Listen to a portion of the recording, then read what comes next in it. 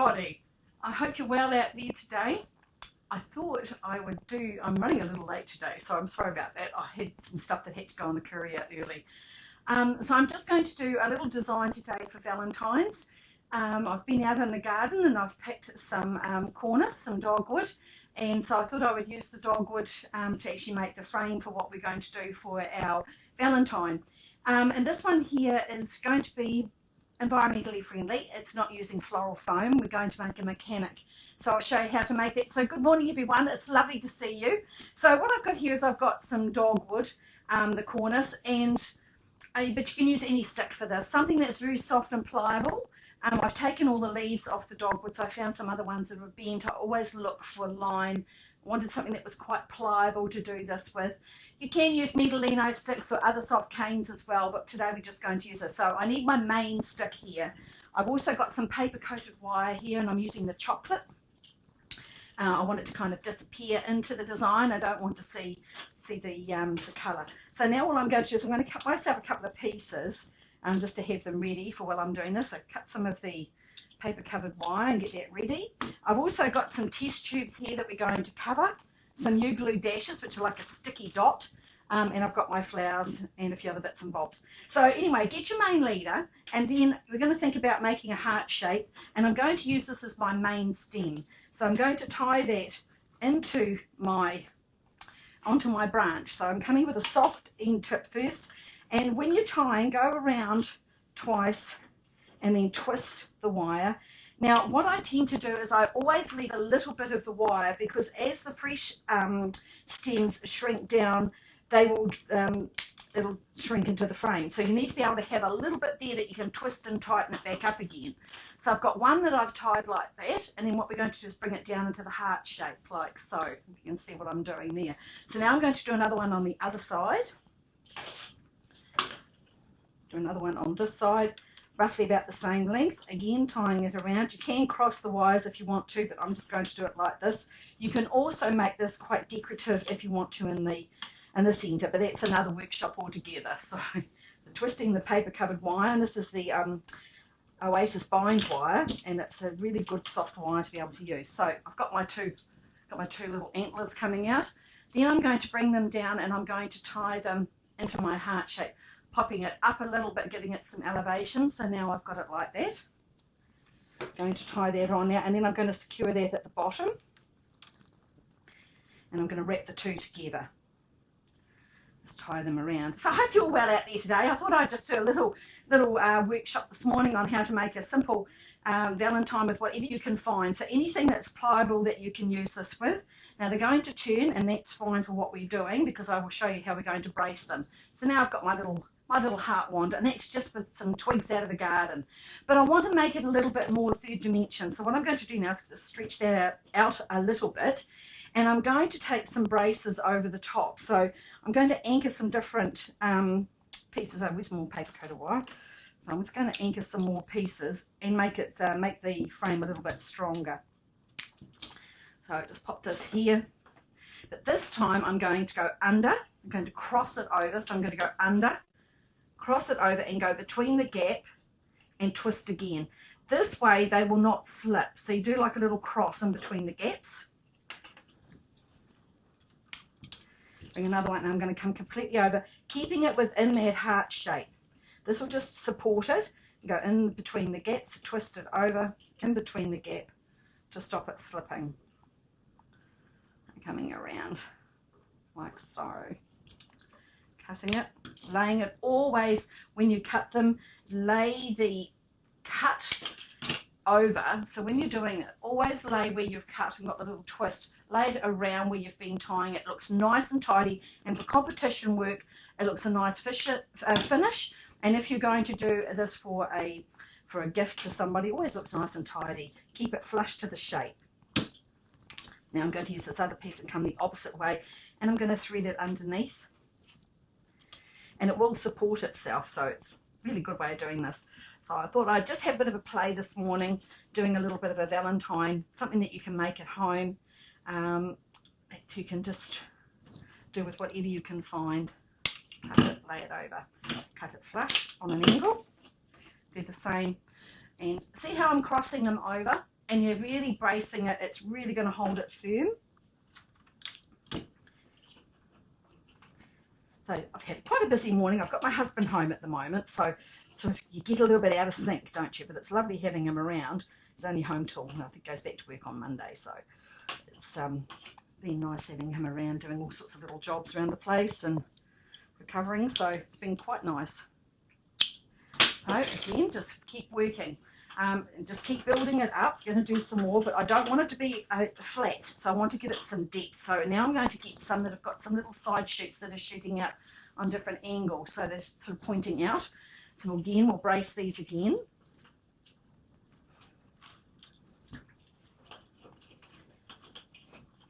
Twist it, go between the gap, twist it. Always try and keep your ties all on the same side too. It also looks really good. Probably not as important with this design because I'm going to give it depth and I'm going to fill it up with something else in a moment, but we don't want that one to go. I don't want that to go that way. I think I do. Just cut that off so a little bit of room.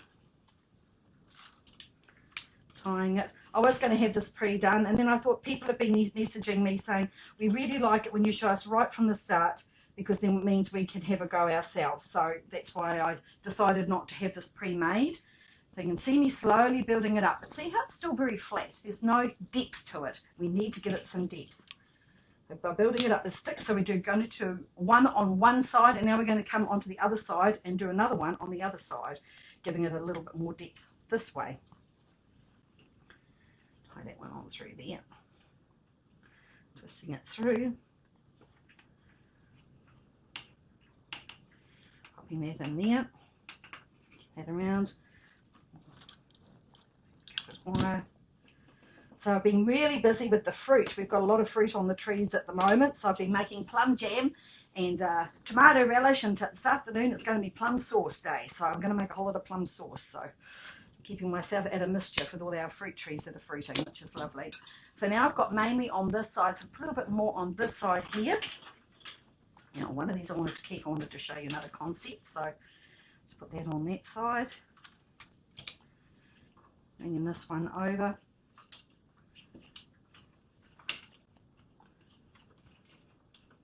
It's very mucky here today. Gosh, hot in the workshop.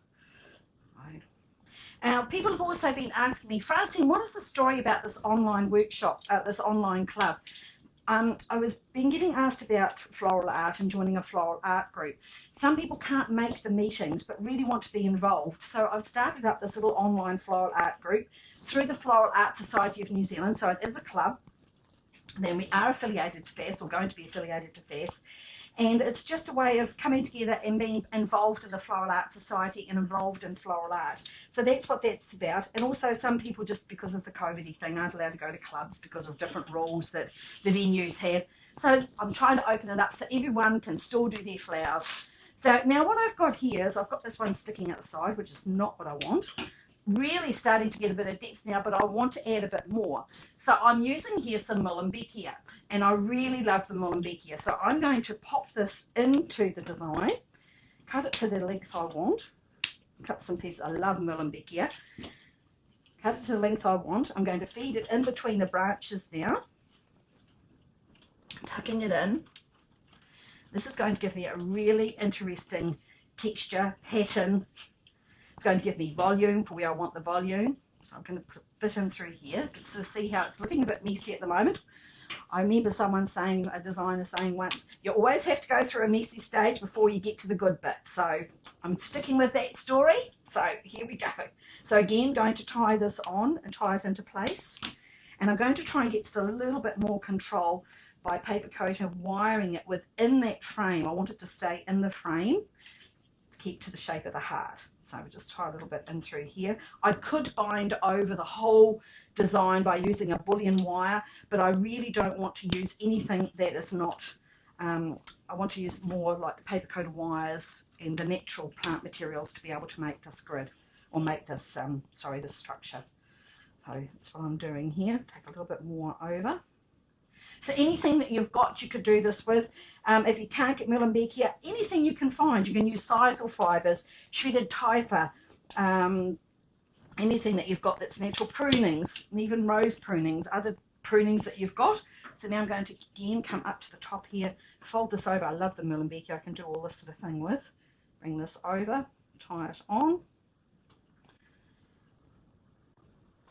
tuck it under so you can't see the ties. This one here, I rather like the look of that. Actually, I'll just bring a little bit more, I want that to come into the frame. So again, so you just have to go around just securing where bits that are a little bit out of control, but like a really bad hair day actually. So, you know how you have those bad hair days and you need to try and tie things into place or wear a hat. So that one there. And I'll do a little bit more on this side over here. Actually, it's just about done. I think I might just need to really give that heart shape here. So I'm going to pull some down in through that centre. Pull it down in through the centre. Doesn't matter if it goes a little bit over the edge. And you can sort of see the shape we've got. It's really quite rustic. I rather love the look of that. But now I want to put a bit more on the back. So the piece I cut off, I'm going to put on the back so that it gives me depth. Don't want it all to be just seen from the front, so I'll just pop that one in through there. Actually, I don't really want that there, it's a bit thick. I might just lay that on there like that. Cutting this one down. Again, tying it on. Yeah, so the classes for the online club are going to be via Zoom, so you can come online and do that. And I'm also running a Zoom class where you can buy a pack, and that's actually through this business that I've got. That's separate to the one that I'm doing with the club. That one's a different one, a different workshop. But if you're not a member of a floral art group, seriously look at it. There's many clubs through New Zealand, and different places around the world have great societies that run floral art, and it's just such a nice way to be able to be free with your designing. You learn so much from the experienced people. It's just a really great group to belong to. Right, now I've got that in there. Now we've really got some good depth now coming through. So this is going to be the front piece. I'll just get all that off there. So I've got that one made. Now if I decided to before, I'm going to show you what to add to that for the flowers, but you might have a piece that's already naturally shaped. In this case, manipulate with your hand. So manipulate it by just running your finger along, and then you can shape it like this. Another one shaped, so you can make your own little natural hearts just with what nature's done all the work, so don't fight it. Nature's done it, just go with it. So that's that one there. You can just add more. I was going to make another one, but we're running a bit out of time. I don't want to hold you up too much. Oh, that's what I was going to say. This one here, see how it's got two lots? So I had thought of doing this, bringing it down, taking another one, making my little heart shape. I might as well secure this in so you can see what I meant. These are also really good to do if you're doing a rustic wedding and you want to have something for the flower girls. You can pre-make these just out of twigs and branches. It makes it quite cool. So I'm just going to do a tie there, bring it up a little bit further and do another little tie just to give it a little bit more secure into place. Another one a little bit further up. What I wanted to show you with this one, lay it over, is the fact that I've got another lot of shoots down here.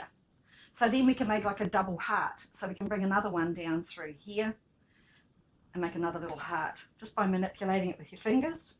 And you can tie and make a double heart. So you do have options with, just look at nature, see what it's already done, what the work is out there. So now I've got my heart shape. I've been and had a look in the garden, and I have got this most beautiful red rose. This one here is the Canterbury Remembrance Rose. So I've got that flowering beautifully in the garden, and I've got one here, another one just on its own. So I'll put them to the side. I also just thought, I'm not sure if I'm going to use this or not, but I have got some sweet peas that are flowering. I've also got some Anagasanthus, the kangaroo paw, a little bit of red kangaroo paw. I have got some liriope, because I want a little bit of lime. I've got some Xanadu leaves, just some small ones for what I wanted. And I've also got some preserved red amaranthus. I might use a little bit of the amaranthus. I'll just see how I go with that one. So now, how am I going to keep my flowers in water? What am I going to do? I've got some test tubes here.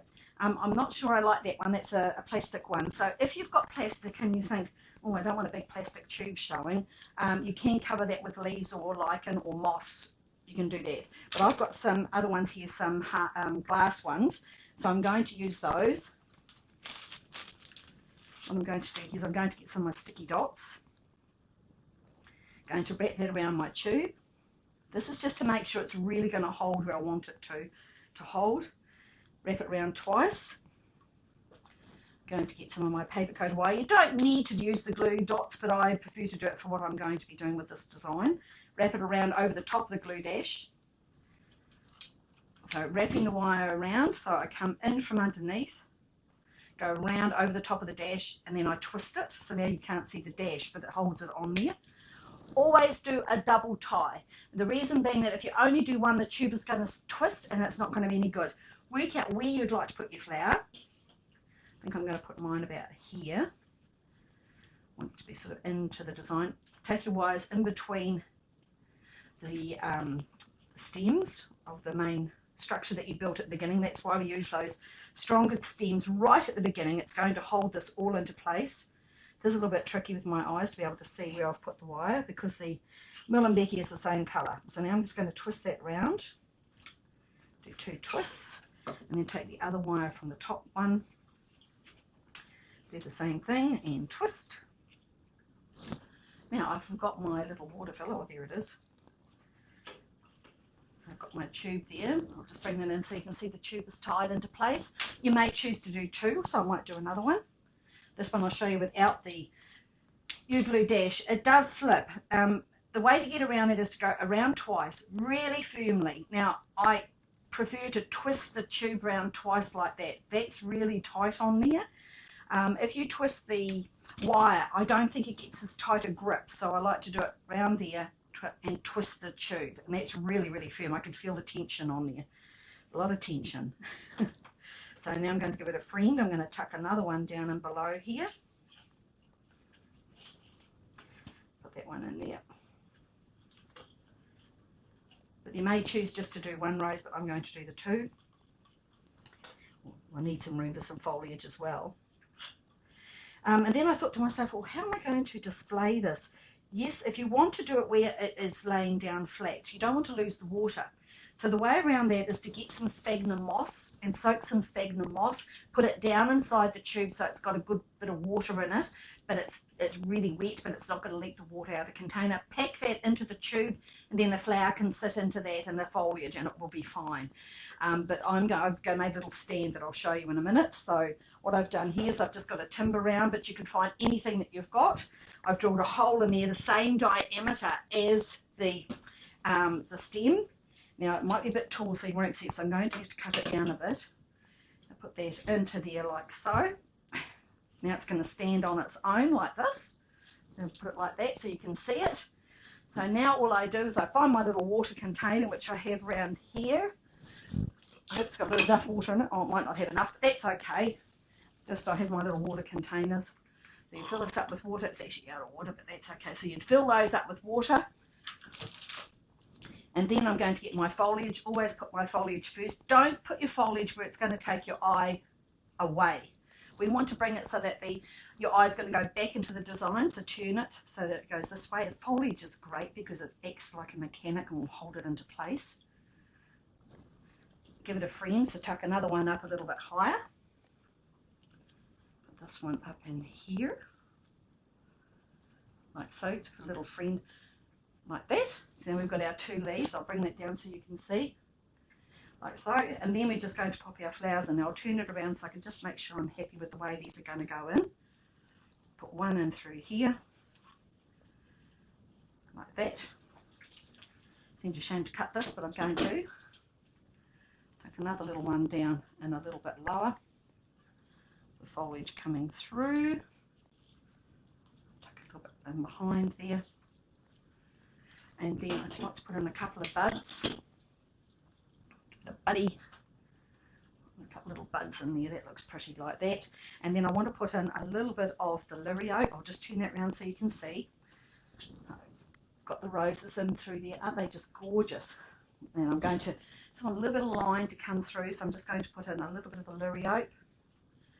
I'm going to take it into the bottom placement as I want it to go right around all the flowers that are here. See if I can find the hole. That one in through there. Just so it comes in over the top of the flowers. that one in through there. Tuck that in, a bit more like that. But it looks lonely, so give it a friend. Another one in through here. That one in through here like this. Just have to bear with me, I'm sorry. It's just like a bit hard to do this one back to front. Sometimes I can, sometimes I can't. This one is I can't. Just being mindful of this. Tuck that one back in underneath there, just so it's supported. Oh.